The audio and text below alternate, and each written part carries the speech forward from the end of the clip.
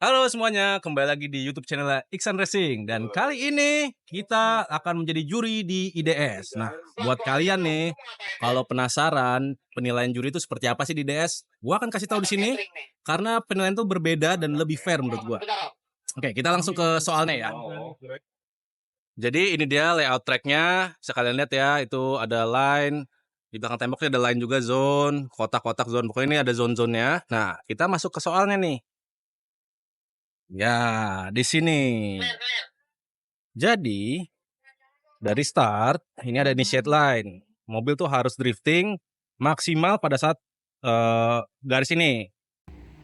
Nah, kalau ada drifter yang initiate atau mulai drifting melewati garis ini, otomatis semua runnya akan menjadi kosong, nilai 0. Kenapa? Ini karena deduction paling penting, komitmen untuk drifting. Oke, bisa kalian lihat di sini ada zone, kotak nih zone. 1, 2, 3, balik lagi ke 4, ini untuk ke finishnya ke sana. Nah, jadi sebelum kita ngomongin zone-nya, ada sektornya dulu nih. Sektor 1, sektor 2, sektor 3. Ya, let's say sektor 1 tuh dari start sampai sini, dari sini sampai sini itu sektor 2, lalu dari sini itu sektor 3. Nah, setiap sektornya itu ada poin 20, 30, dan 20 lagi. Jadi kalau misalkan ada drifter yang bisa drifting dulu sampai finish, itu akan otomatis sudah dapat poin 20, 30, dan 20. Tapi kalau misalkan di tengah-tengah nih di zona 2 misalkan dia nabrak kon atau lainnya jadi ke depan banget, itu 30-nya akan berubah. Nah, seberapa berubahnya? Kalau maksimal poin 30, misalkan dia nabrak kon di sini atau kon sini, seberapa banyak mistake-nya lah. Itu akan berkurang tuh dari 30 bisa jadi 25, 20 dan seterusnya. Jadi kita lihat dari seberapa kesalahannya dia melakukan sektor ini. Jadi kalau misalkan drifter itu drifting aja nih ya, drifting aja, nggak ada lurus, nggak ada melintir, nggak ada straighten dan segala macam, itu otomatis akan menjadi 20, 30, 20. Nah, otomatis kalau kalian drifting aja nih atau drifting aja udah dapat 70 poin. Gitu, udah pasti dapat nih kalau tidak ada salahan. Sekarang kita punya kotak clipping point 1, clipping point 2, 3, inner clipping 1 dan clipping 4. Di samping sini ada nilainya nih, maksimalnya 3, 4, 4, 2, 2. Yang angka kecil ini adalah nilai maksimalnya. Nah, untuk mendapatkan nilai maksimal dari sektor ini, caranya gimana? Itu kalau misalkan kalian bisa drifting masuk dari sini, mobil masuk terus sampai exit sampai sini. Nah, itu akan mendapatkan 3 poin. Tapi kalau misalkan dia tidak bisa memenuhi zona ini atau zona-zona lainnya ya, misalkan dia drifting dari sini baru masuknya di sini, itu otomatis akan ada pengurangan, mungkin 2,5 atau 2,1 tergantung dari kesalahan dia, ataupun dia masuk dari awal tapi tiba-tiba di tengah dia keluar ke sini. Nah, itu poinnya juga sama, tidak akan mendapatkan maksimal poin, akan ada pengurangan. Dilihat dari seberapa cepat dia keluarnya, angle-nya dan segala macamnya. Itu akan berkaruh dari nilai maksimal ini. Begitu juga dengan zona-zona lainnya. Nah, penilaian ini adalah penilaian mutlak. Artinya adalah juri itu nggak ada pengaruhnya nih dari penilaian ini nih. Murni dari mobil itu masuk apa enggak, jadi kelihatan banget. Nggak ada ngira-ngira angle-nya berapa, speed-nya berapa dan segala macam. Pokoknya kejar dulu boxnya. Dan sini ada touch and go, TNG 1, 2, 3, nilainya masing-masing 1.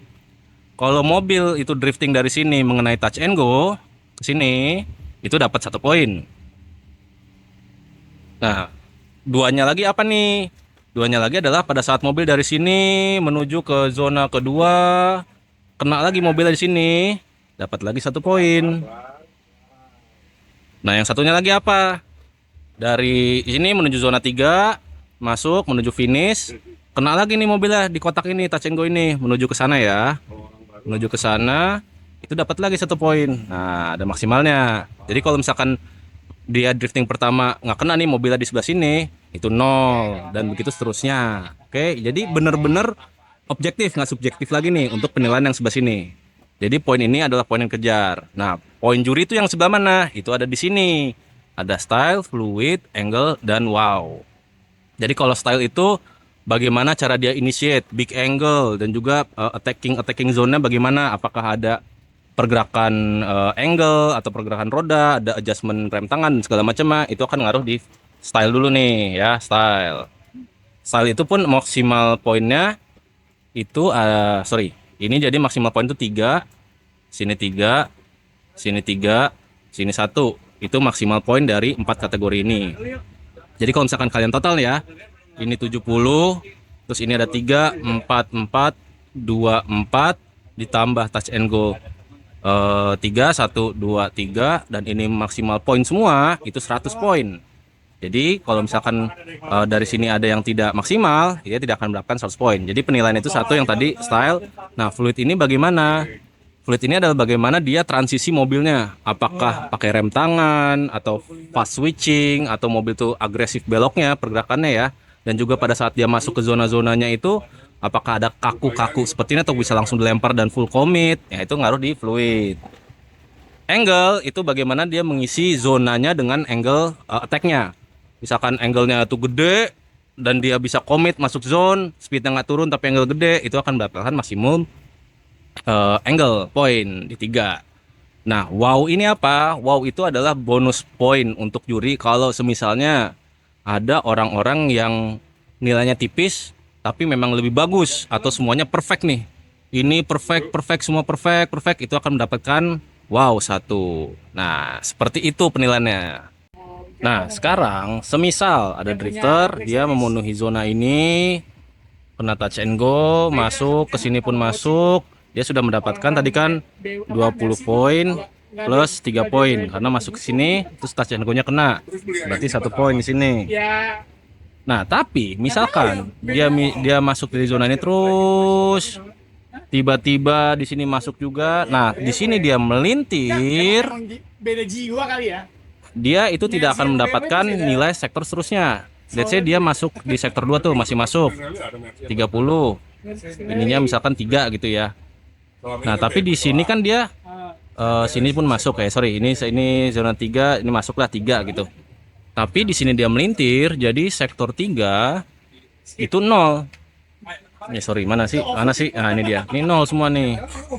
Dan drifter itu hanya berhak mendapatkan nilai sebelum dia melintir. Jadi let's say, atau semisalnya dia melintir di sini, nilai poin sektor 1 dan sektor 2 dia masih bisa diberikan. Gitu. Ya, contohnya dia melintir di sektor 2. Ya udah, yang ini 0, dia cuma dapat nilai di yang sektor 1. Seperti itu, hanya berhak seperti itu. Tapi kalau misalkan dia dari sini sudah melintir nih, dari sini sudah melintir ya, masuk zona 1 melintir, dia tidak akan mendapatkan nilai apa-apa karena hak nilai poin hanya diberikan dari sebelum dia melintir. Nah, karena sektor 3-nya kosong dan juga melintir ya, major banget berarti kan dia melintir sini, otomatis nilai stylenya, fluid, angle-nya dan wow-nya itu semua 0. Karena ya ibaratnya dia tidak meneruskan drifting sampai finish, dan juga kriteria ini tidak bisa diberikan. Itu dari juri. Walaupun ada penilaian seperti ini, tapi ya tidak dipungkiri faktor manusia pun pasti ada kesalahannya. Karena kita masih manusia, men. Kalau semuanya benar tuh pasti Tuhan. Jadi ini hanya mengurangi kesalahan-kesalahan daripada juri dan faktor manusia, tapi ya mohon maaf kalau masih ada kesalahan dalam penilaian. Halo. Oke, jadi makanya yang tadi gue bilang penilaian di IDS itu objektifnya lebih banyak dibanding subjektifnya. Dan juri juga nggak bisa nipu-nipu, karena kalau misalkan ada yang nipu, salah satu dari kita nih, kan ada Evan, ada Dino, ada gua, itu kelihatan penilaiannya. Loh, kok dia kan ada mistake di zona 1, zona 2 dan seterusnya, kok nilainya bisa gede? Kan nggak masuk bannya, kan nggak ini segala macam. Jadi bahkan akan banyak pertanyaan. Maka dari itu, menurut gua penilaian IDS itu sangat menarik dan fair lah, udah menuju ke arah-arah yang benar.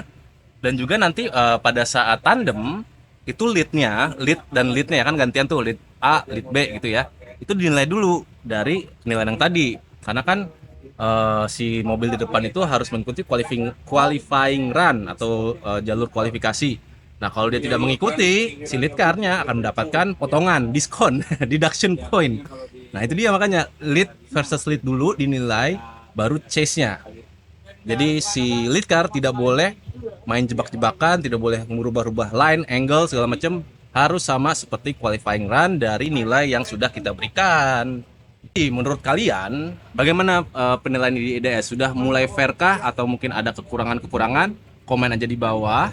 Jadi kita bisa improve lagi, kita akan bisa kasih tahu panitia bagusnya seperti ini dan segala macam biar balapan drifting itu lebih ramai lagi dan lebih fair lagi. Ya siapa tahu kalian ada masukan juga ya. Dan kalian mesti tahu di sini pun saking banyak poin-poinnya, kita kewalahan, akhirnya kita minta kalkulator. Kita punya kalkulator jadi kita isi set langsung kita poin keluar di total poinnya gitu guys.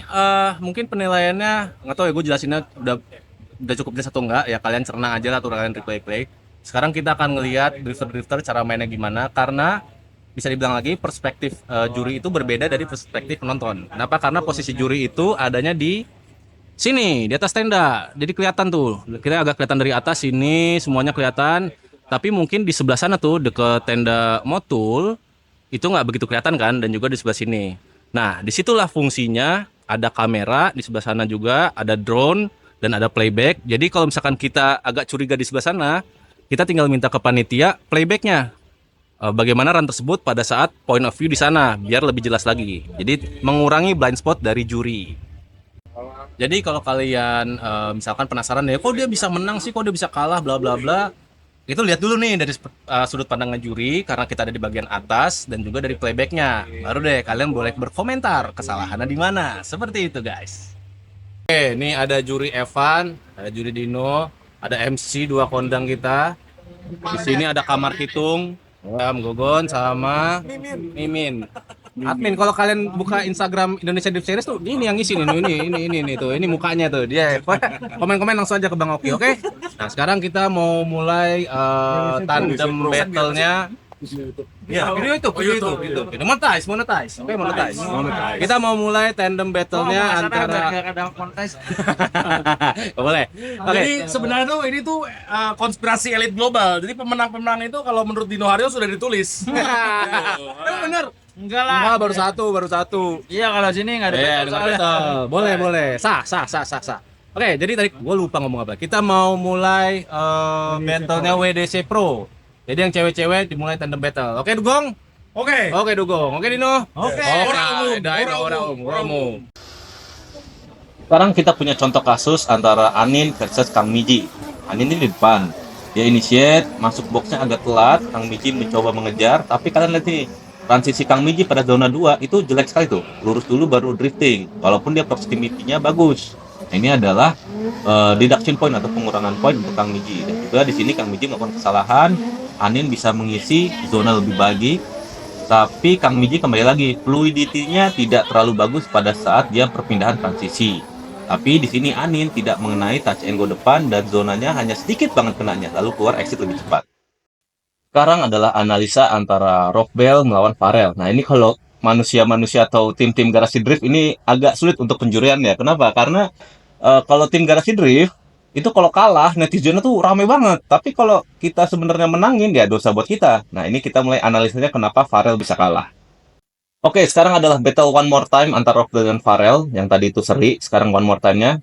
Rockbell dulu di depan. Kalian lihat ya, Rockbell initiate lebih luar, masuk zona dari awal sampai akhir, mengenai touch and go. Farel di dalam. Dan di sini juga Rockbell di belakang garis kuning, Farel sedikit di depan.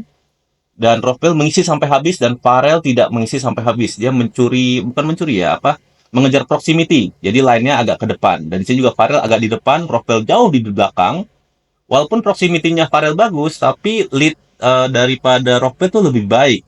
Nanti kita akan compare untuk Farel yang di depan. Nah, di sini Rockbell mengisi zona sampai akhir dan Farel tetap di belakang walaupun nempel dengan ketat.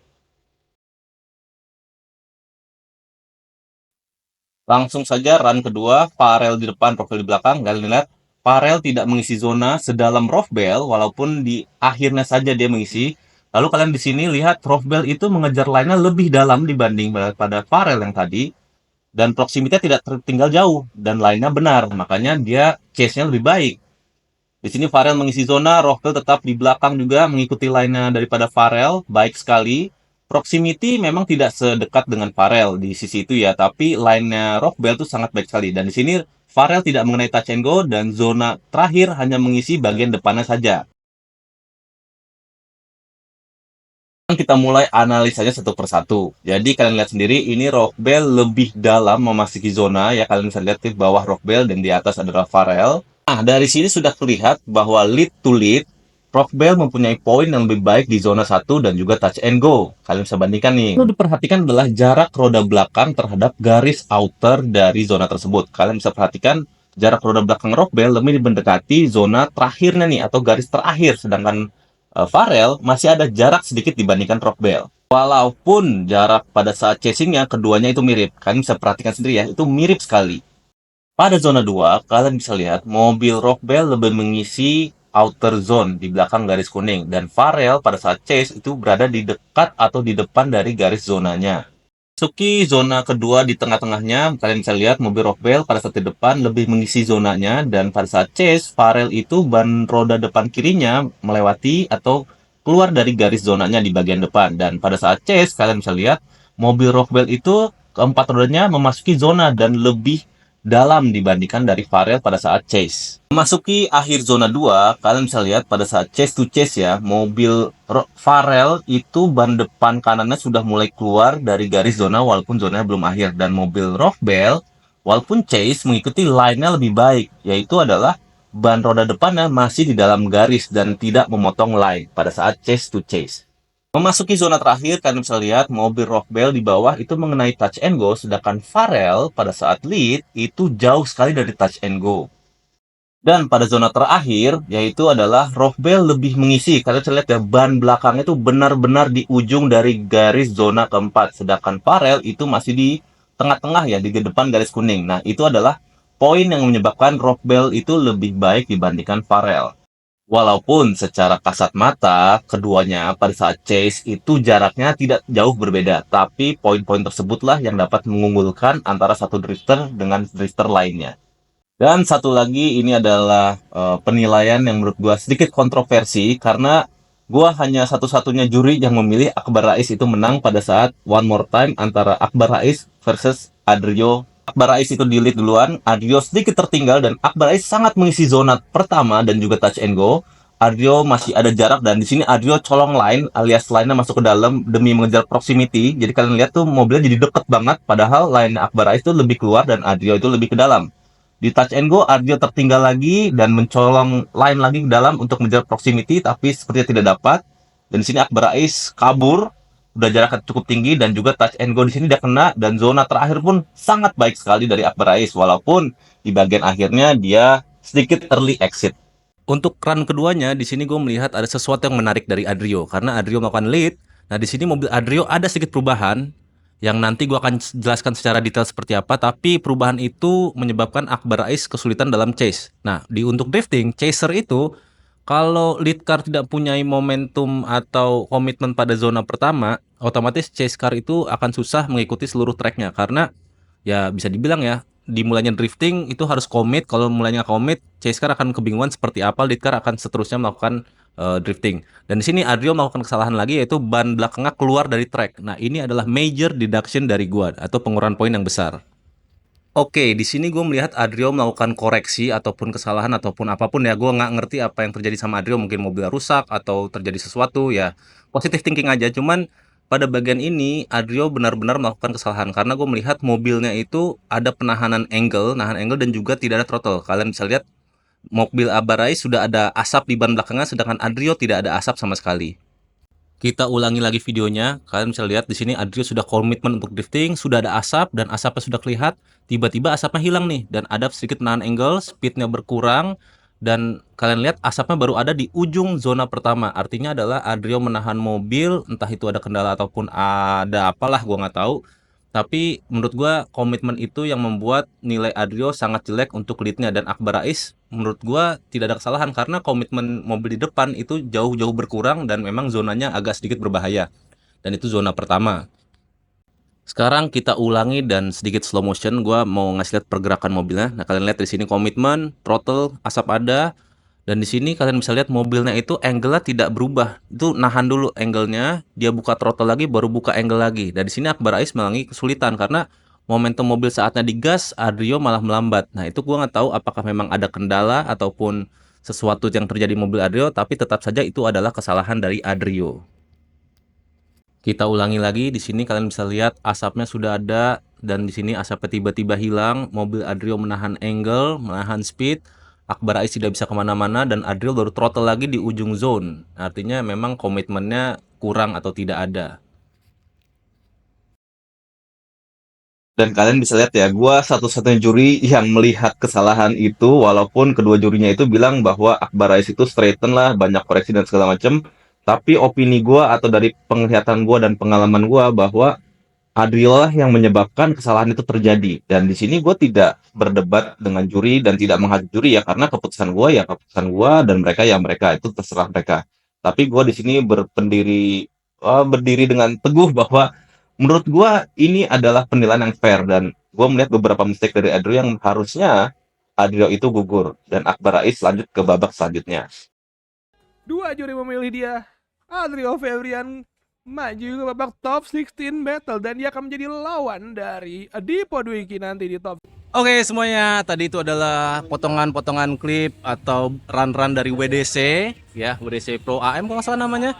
Nah gua cuman bisa videoin WDC Pro AM karena kalau untuk Pro 2, Pro 1 itu bener-bener harus fokus gue menilainya karena penilaian tuh sangat ketat sekali. Gua meleng sedikit aja bisa terjadi kesalahan, makanya gua nggak mau videoin yang kelas-kelas neraka ibaratnya gitu ya. Mohon maaf nih, tapi setidaknya tadi gue ada penjelasan kenapa bisa menang, kenapa bisa kalah dan segala macam lah. Itu mungkin percontohan dari kelas WDC Pro AM. Next kita akan apa namanya ya? Mau lanjut ke seeding bracket. Nah, seeding bracket itu menarik juga. Untuk kelas Pro 1 di IDS tidak ada lagi qualify. Jadi seeding bracket mengikuti Formula Drift. Kalau kalian pengen tahu seeding bracket itu seperti apa fungsinya, ya bisa nonton dari Formula Drift, penjelasannya sama ada dari Indonesia Drift Series juga, ada di Instagramnya, kalian tinggal masuk aja. Nanti Bang Oki akan menjelaskan di situ cara seeding bracket berfungsinya. Anyway, mungkin sampai sini dulu video kita. Semoga penjelasan scoring point dari juri itu cukup jelas dari kalian, atau mungkin kalian ada pertanyaan boleh di kolom bawah ataupun masukan sama aja. Dan sekarang gue mau lanjut kerja lagi, cari duit, dan doain gue bisa ikut seri 2, seri 3, seri 4, dan seri 5. Nggak tahu, tapi lihat dari kondisinya ya. Kalau misalkan balapan di luar kota dan jauh di sana, gue lebih prefer nemenin keluarga gue. Sebab malas jauh-jauh, ntar dimarahin bini. Bye-bye.